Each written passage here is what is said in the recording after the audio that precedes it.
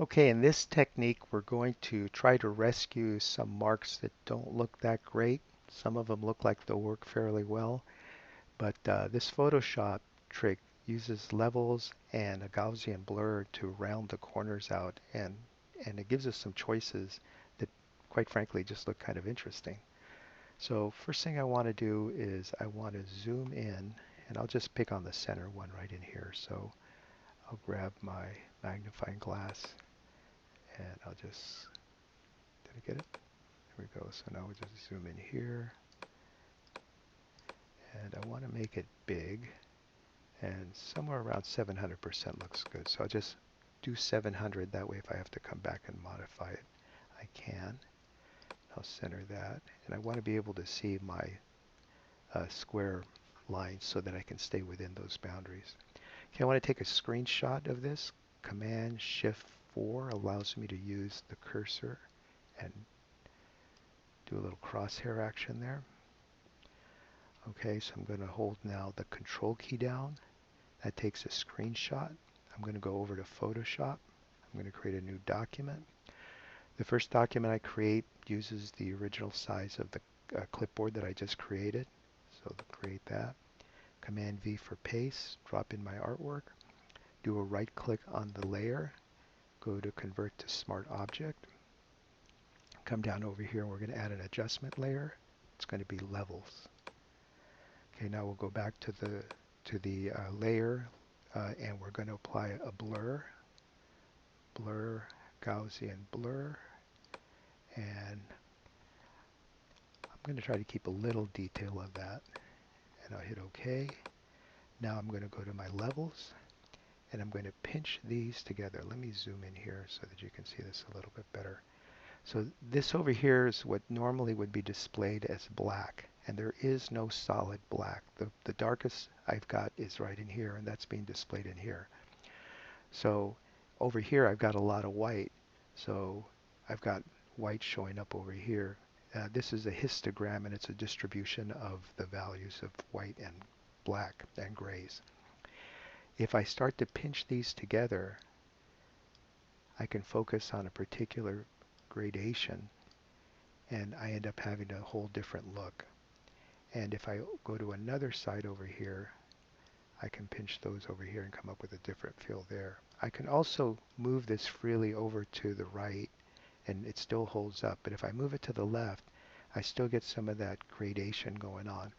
And that's problematic when we start to do an image trace in Adobe Illustrator. So if you're going to move the center one, only move it to the right, and then you can bring this across over here, and then you can sharpen it up that way. Or just try to pinch all three of them within a range, and then you can kind of sneak up on it by pulling both sides at the same time. Once you've got the image that you think potentially would work, you do a Command Shift 4, just like last time. We're going to click and drag a screenshot, hit the Control key. We'll go back into Adobe Illustrator.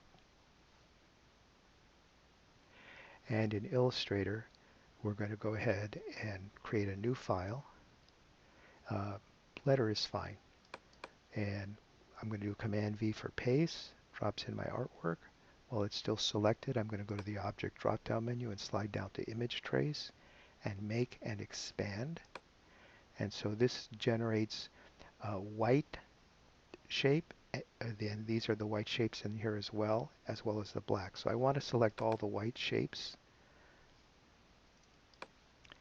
And I'll go ahead and with the direct selection tool, click on the white background, go to the select drop-down menu, select same appearance out of the flyout menu here, and that selects everything that's white. If I move this out of the way, you can see that I'm pulling it out of there, or while it's selected, you can just delete it and you're left behind with the mark.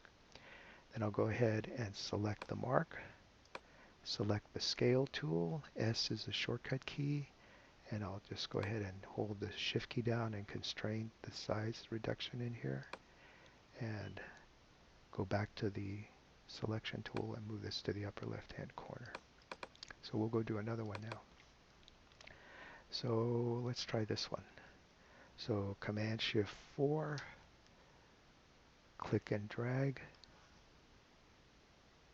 hold the control key down, go back to Photoshop, click on layer number 1 here, do a Command V for paste. While it's selected, we're going to right click on the layer name and convert that to a smart object. We're going to go ahead and apply the Gaussian blur, which is remembered from the last one that we did. And the levels are already set, so we've got the Swiss cheese thing that's going on. If you want to mess with the Gaussian blur, you can do this over here, and you can come up with different shapes. And then, of course, if you go to the levels, you can start tweaking these guys over here. So let's open this up a little further. And it looks like I lost my Gaussian blur. Let me do that again. There we go. Hit OK. And now I can come back over to the levels and take these to different spots. No pun intended. So it's kind of interesting. I mean, it's interesting where you get to that point where it kind of breaks you, where you still get the three-dimensionality of it. And then we can squeeze that and see what we've got. So I think I can live with that. Command Shift 4, click and drag, hold the control key down, go into Illustrator, go to that document where we're gathering up our vector graphics, Command V for paste, go to the object drop-down menu, slide down to image trace, make and expand, select the direct selection tool. I'm clicking on nothing so that nothing is selected. Now I'm only selecting on this white background right in here.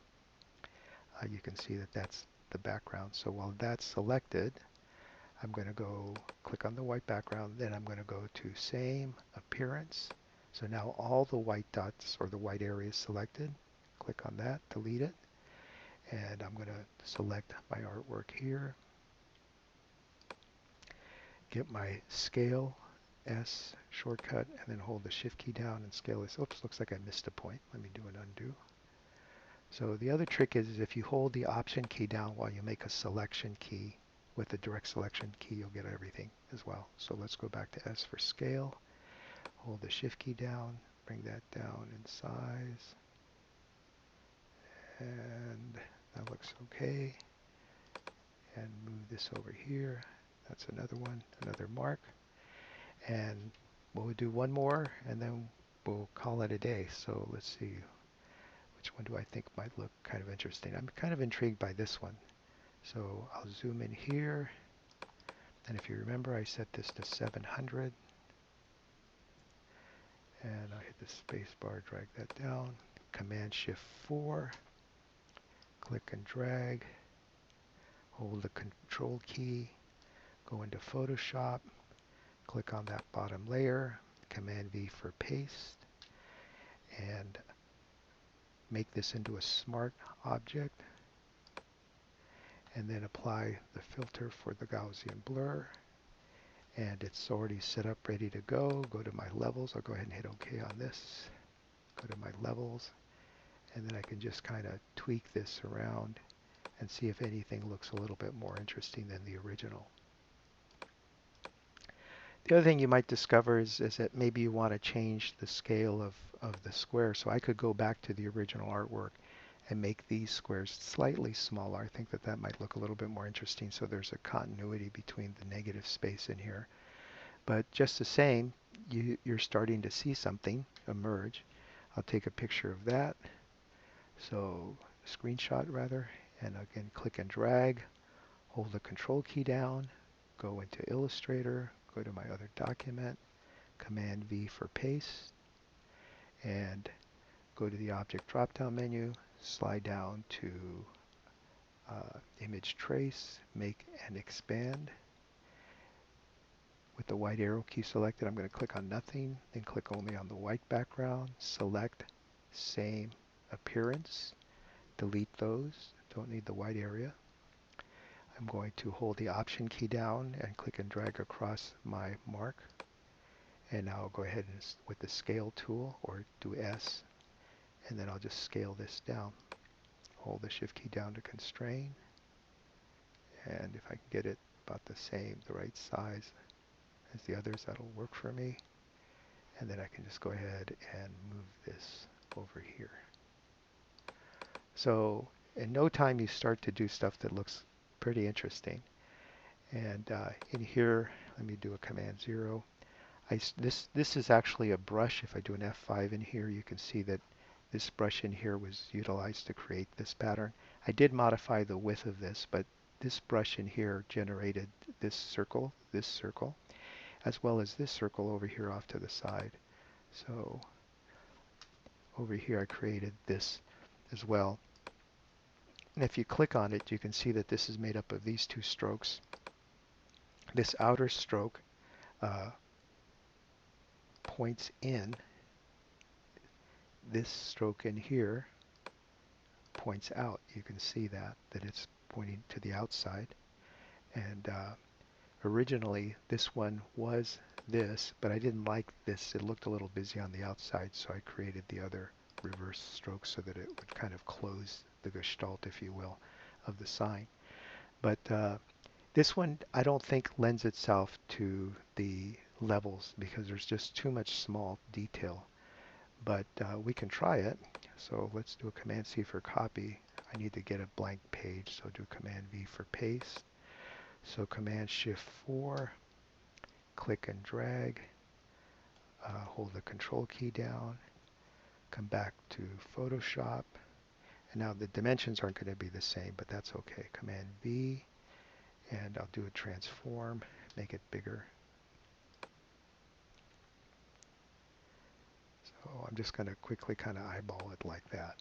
And I just want to see if it's worth considering. So I hit return on the transform.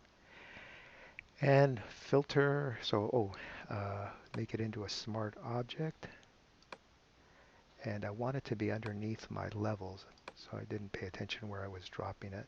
I'm going to turn the other ones off just so they don't get in the way. Okay, so it's a smart object. I can go ahead and assign my blur. And that is interesting. That's more than I thought it would do. I'll hit OK for now. Go to my levels. And then I can come over here and make some adjustments. So there may be something that's worth saving in there. And you just have to kind of figure out whether it's something that you can use. Proportionally, I'm not crazy about all the black in there. So, but you can see how potentially this technique can modify the artwork that you're working with. And then in there, that looks pretty tight. I think that'll still come out all right, but this is the type of thing that maybe you're just kind of brainstorming and coming up with a mark. It would be easier for me to create this once I see that there's a triangle going around a circle and I've got a circle. That's easy enough for me to recreate. But the ones that aren't is when they start getting a little complicated with all the extra detail. But again, this one doesn't modify as nicely as some of the others. Okay, so that's the general idea. Nice technique.